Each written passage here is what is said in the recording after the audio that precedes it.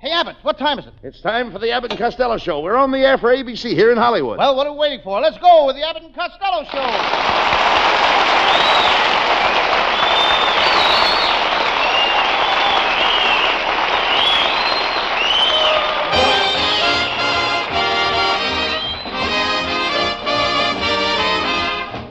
Yes, it's the Abbott and Costello Show, produced and transcribed in Hollywood for your listening and laughing pleasure, with chuckles by the carload and music by Matty Malnick. So hold on to your chairs, folks, for here they are, Bud Abbott and Lou Costello.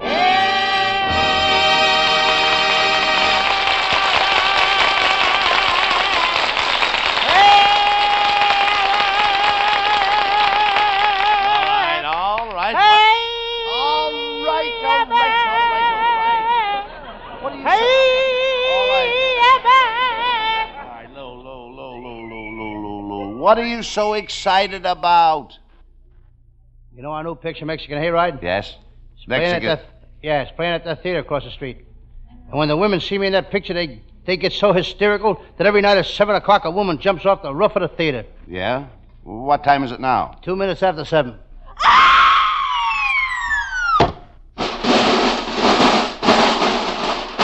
She was late tonight. Talk sense. Did your Aunt May see the picture, Lou? She was going to, but Uncle Mike played a St. Patrick's Day joke on her. St. Patrick's Day, he took her out to the airport, tied her up on a plane, and told her to hang on to the other end of it. St. Patrick's Day has been gone for a week. Yeah, so has Aunt May.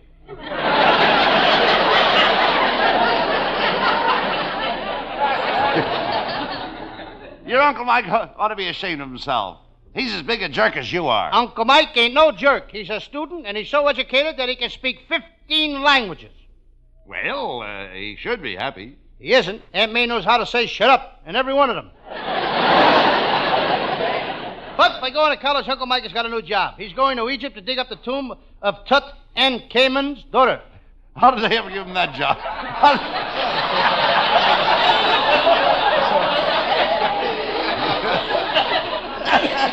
It says Tutankhamun. Yeah, he's a stranger. How do you say it? How do you say it? Tutankhamun. He's going to dig up the tomb of Tutankhamun's daughter.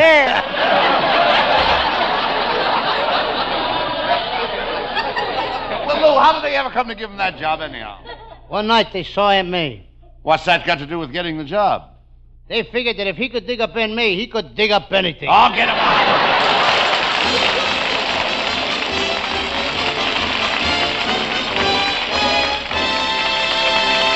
Before the boys get any further involved in nonsense, here's a thought that makes good sense. Come in there.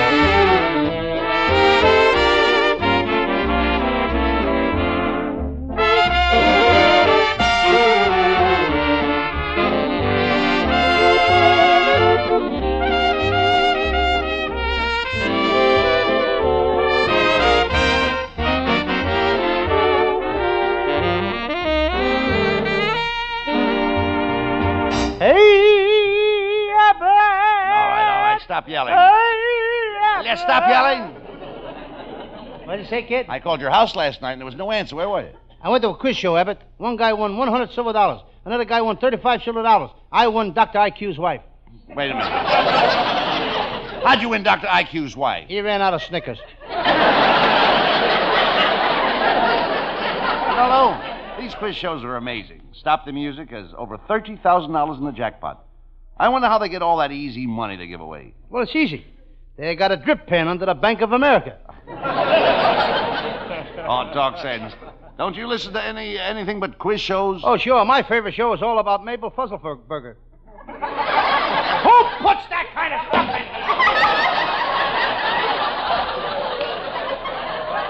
Me, Tutankhamun's daughter. Now I got Puzzle Burger. Start all over. Start that again. Let's hear that. My favorite show, why should I? It was good. My favorite show is all about Mabel Fuzzleburger. You should have heard it yesterday. Her father broke both his legs, and her father broke both his legs, and her brother is in a plastic cast, and they were so happy to hear that their Aunt Emma only has to have 8 operations instead of 12. It ended when Mabel pushed her husband's wheelchair over the window just in time to see her father get killed by a hit-and-run driver.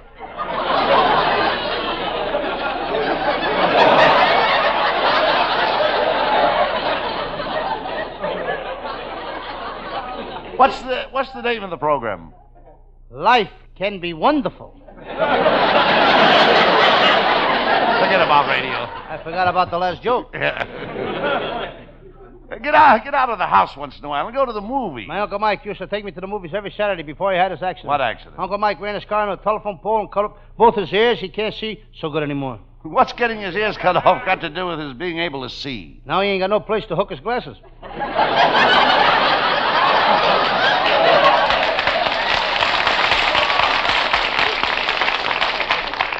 I understand that you were in the car with Uncle Mike and that you got hurt, too. Yes.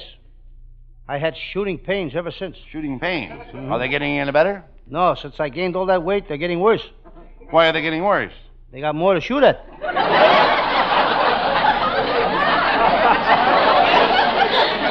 You and your Uncle Mike are a couple of nitwits. I don't see how your Aunt May puts up with them. Well, she's not going to put up with him much longer. He hits her, and besides that, she found out he's unfaithful. He's unfaithful? Yes, he hits other women, too. I don't know what your Uncle Mike will ever do if your Aunt May ever leaves him. He'll do all right, Abbott. He's got a new invention. Your Uncle Mike and his phony inventions. None of them ever work. Well, he's got one now I can't miss, Abbott. It's a thing that when a girl is hungry and thirsty, it feeds her and gives her something to drink. What's it called? A man.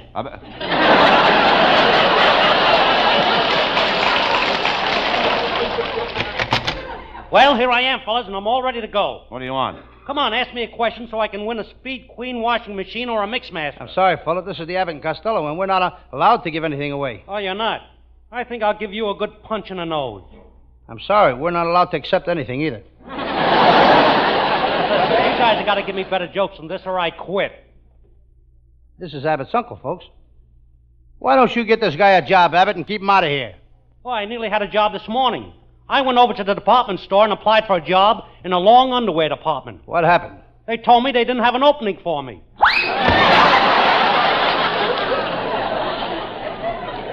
He'd probably have got the job if he'd have kept his trap shut.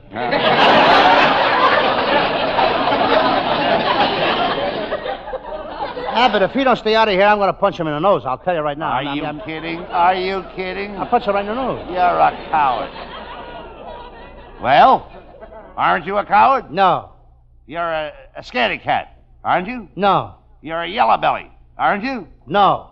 Try panty waist. Are you a panty waist? Yes. I thought so. I'll bet you couldn't even take candy away from a baby. Well, that all depends. What do you mean?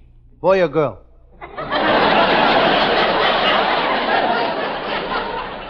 Oh, there you are, Costello. I've been looking for you. You know, when you took me home last night, Yeah. I forgot to kiss you goodnight. Yeah. And I'm going to do it right now. Oh, thank Come you. here.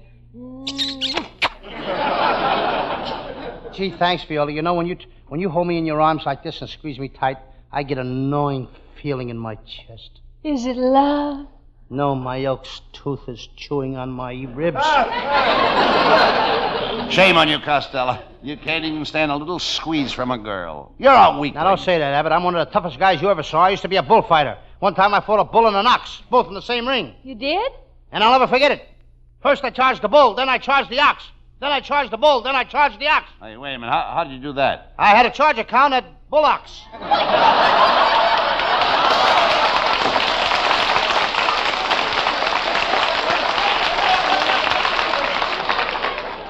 Boy, you... Whoever wrote that one gets to the head of the class. You sound like a pretty rugged guy, Costello. As soon as I get my place, I'll let you know. Oh, yes! I had a charge accounted. Oh, we did that, didn't we? You sound like a pretty rugged guy. That's your line. I'll say I'm rugged. It's gotta be me. I'm doing the whole script. I'll say I'm rugged. Last summer I spent a whole vacation all by myself out in the woods.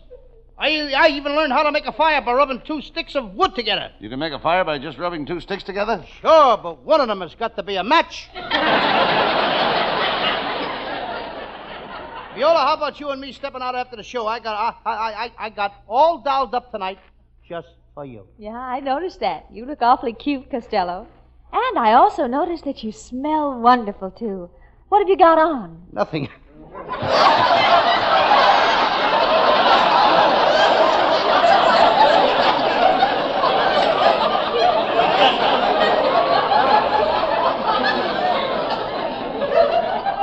Well, I guess that explains it. That's telling him, Viola. How about you and me? How about you and I going to the movies tonight, Viola?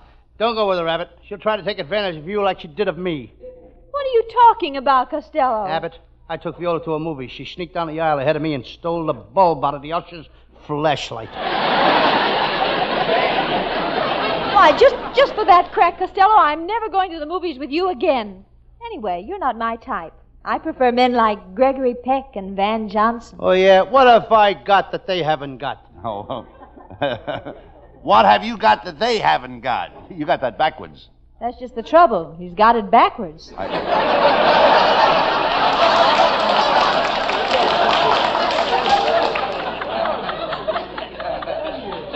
Viola, Oh, you're being a little rough on Costello. It's not his fault that he's stupid.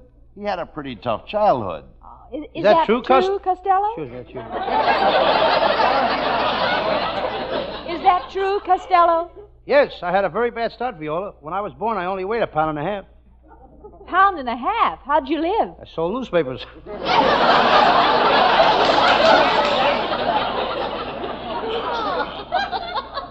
Not only that, I was so poor that when I was in school, I had to keep my feet under the desk. Why? Because I didn't have any shoes. Oh, Costello, that's awful. Not only that, when the teacher asked a question, I couldn't even raise my hand. Why not? I didn't have any suspenders either. I can't stand any more of this sad stuff. I've got to go to work. Where are you Where working? Excuse me. Where are you working, Viola? Where are you working, Viola? I've got a job over at the 5 and 10. I'd like to stop in and see you, Viola. What department of the store do you work in? I work in 2 departments. I sing songs in the music department, and I sell perfume in the perfume department. Well, how will I find out? Just walk in the store, and if you hear anything or smell anything, that's me. So long, Costello.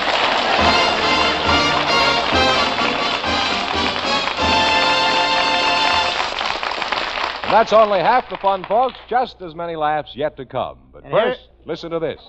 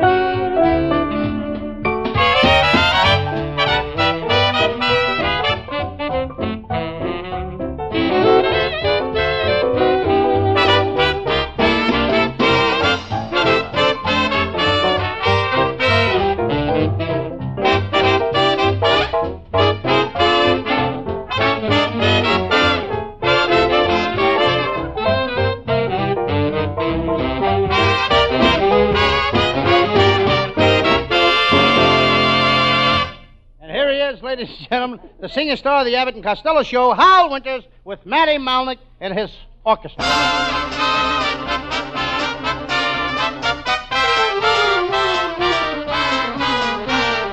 Any state in the 48 is great. So let's appreciate that any state is a reason we should celebrate.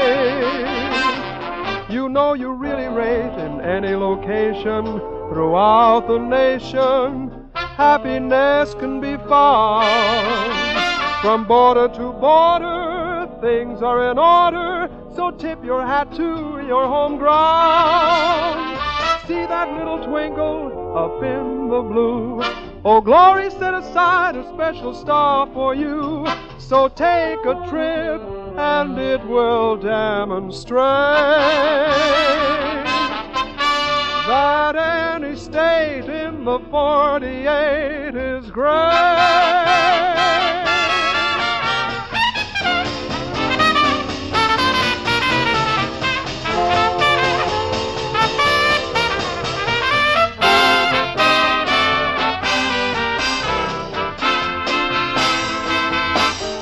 You really rate in any location throughout the nation. Happiness can be found from border to border. Things are in order, so tip your hat to your home ground. See that little twinkle up in the blue. Oh, glory set aside a special star for you. So take a trip and it will demonstrate that any state in the 48 is great.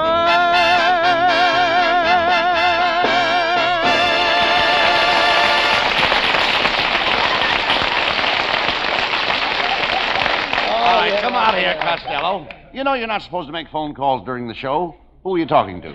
I just called my new girl, Abbott. You have a new girl? When did you start going with her? Last night. I took her for a ride in Griffith Park, and I stopped the car and asked her for a kiss. She says, "How dare you? I'm a Hollywood girl, and I don't kiss men in automobiles." Well, it's time you learned, Costello, that a lot of our California girls won't kiss a man in a car in Griffith Park. Yes, I know. The woods are full of them.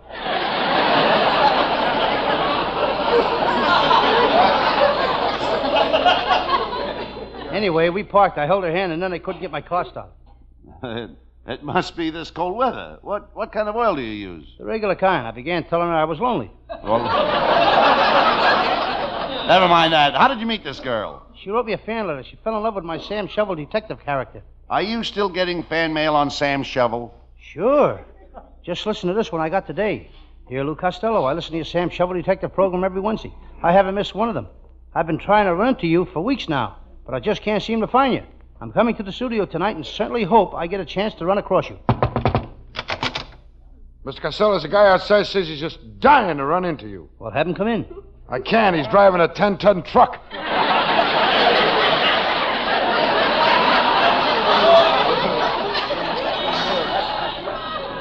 Oh, never mind him, Costello. What have you chosen for your Sam Shovel detective story tonight? Well, it's a case I worked on during the recent cold spell we had here in California. I call it the case of the man who burned his sweetheart's body in the fireplace, or I've got my love to keep me warm. Oh, shut up, and let's get on with the case. Come on.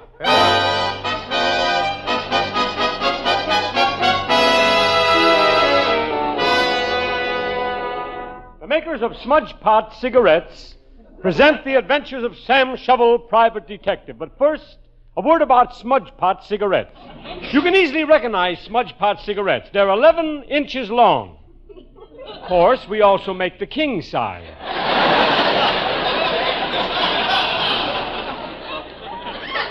And now a word to our lady smokers. Smudge Pots, ladies, do not contain apple honey. If you want apple honey, get an apple honey. And now let's listen, folks, to what a tobacco warehouse man has to say about the tobacco that goes into Smudge Pot cigarettes. If you all don't get that tobacco out of my warehouse, I'm going to call the Board of Health.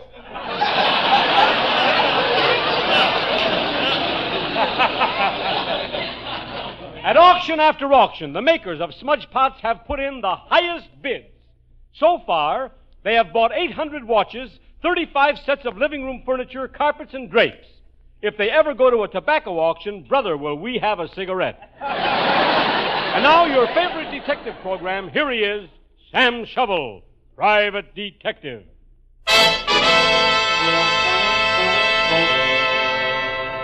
Yes, I'm Sam Shovel. Sam Shovel, private detective. I'm grilling a suspect in my little office. Tell me, who killed Dave the Dip? I know you did it. Speak up. So you won't talk, eh? I'm trying to wring a confession out of him. Giving this guy the third degree don't do no good. He's been hit on the head with a rubber hose so much he don't get his hair cut no more. He just has his head retreaded. Looks good, too. He's got gray temples with white sidewalls. I decided to forget about this guy. I got more important stuff to work on. The studio called me today. They want me to find Sidney Greenstreet. They can't find him. They looked everywhere. It seems he just disappeared into fat air. Well, back to work now. I'm on a very baffling case. I've been trying to find the solution, but I've been barking up the wrong tree. For weeks now, I've been barking up the wrong tree. I didn't solve the case, but I made friends with a very nice cocker spaniel.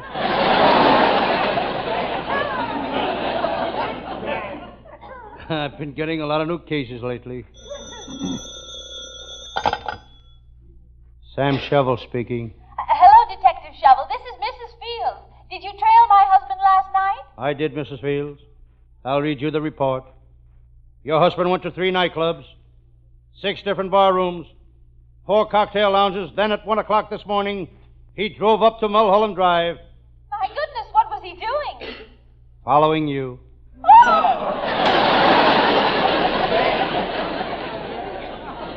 Well, I guess I'll knock off work now for a few minutes and have my lunch. I've got a sandwich in my pocket. Ah, there it is, my favorite sandwich. Tuna fish salad with sliced tomatoes and pickles. Just dripping with mayonnaise. I'm going to eat this sandwich the hard way. The hard way. Without bread.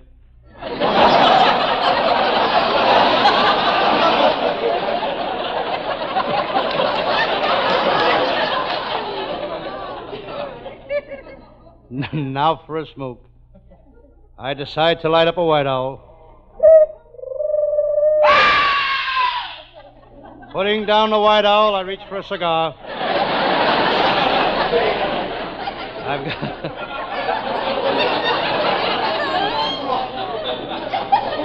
I got a slight cold this morning. When I came to the office, I blew my nose. Haven't seen it since. Wonder where I blew it. Well, it's about time for my pal, Lieutenant Abbott of the Homicide Squad, to show up. Lieutenant Abbott only has one weakness. When he takes a drink of bourbon, it goes to his head. It's got to go to his head. His body is filled up with scotch. Hello, Sam. Sam, congratulate me. I just broke an important case. Which case, Lieutenant? Remember the crooks? Shack I broke into and found 50 gallons of green ink, a bundle of paper cut the size of dollar bills in a printing press? Yes, that was 3 months ago. Well, this morning, I convicted that crook of counterfeiting. Brilliant work, Lieutenant. When did you first suspect he was a counterfeiter? A year ago, he came into my office and confessed.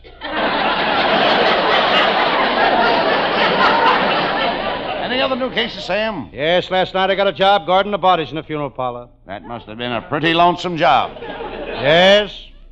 I got so lonesome that I played gin rummy with one of the corpses. You idiot. Corpse can't play gin rummy. Then how come I lost $18?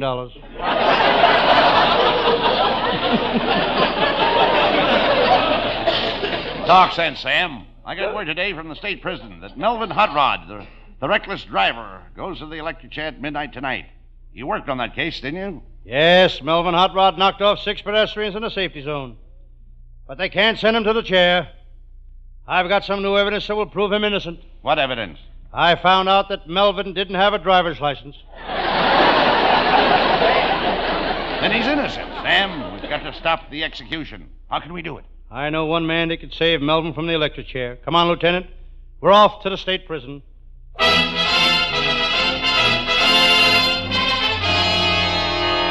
Lieutenant Abbott and I arrived at the state prison. In this prison are confined the toughest criminals in the country. Let me out of here! I want to get out of here! Lieutenant, this is really a tough prison.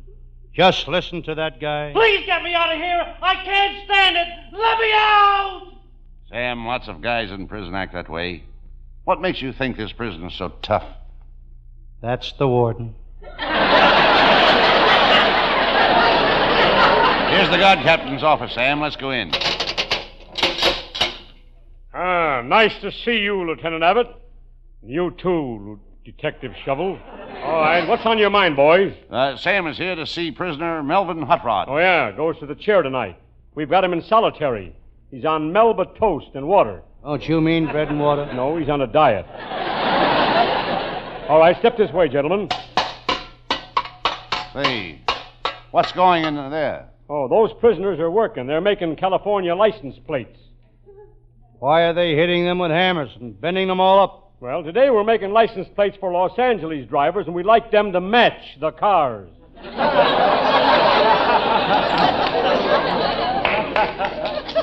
By the way, what did you want to see prisoner Hot Rod about, Mr. Shovel? I'm here to stop the execution. You can't electrocute him. Who says so? Have you an order from the governor? I got a more important man than that who will stop you from electrocuting Hot Rod. He'll be here in a minute. This is ridiculous, Sam. Hot Rod goes to the electric chair in 5 more minutes, and you can't stop this electrocution. He's right, Sam. Oh, yes. Here's my man now. He'll stop it. I get here in time, Sam? Wait a minute. Who is this guy? He's the man that will stop you from electrocuting Hot Rod.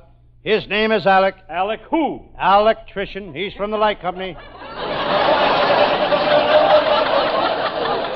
The light company. You ain't paid your bill. In 3 months, and he's going to turn off your electricity. Get him out of here!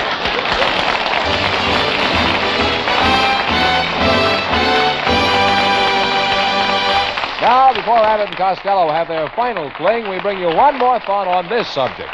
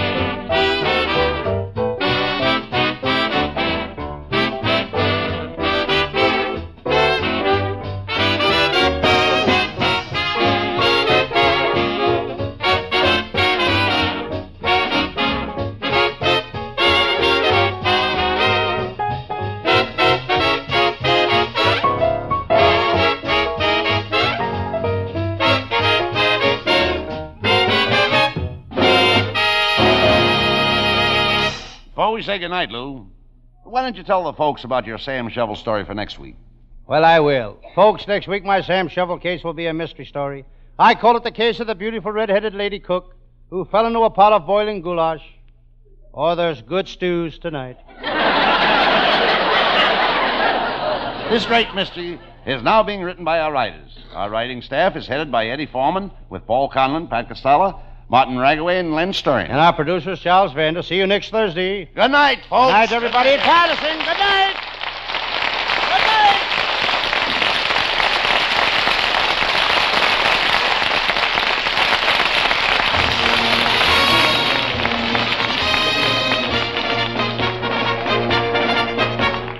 night. Listen each Thursday night at this time for another great Abbott and Costello show, produced and transcribed in Hollywood. Be sure to stay tuned for the outstanding entertainment which follows throughout the evening on this ABC station.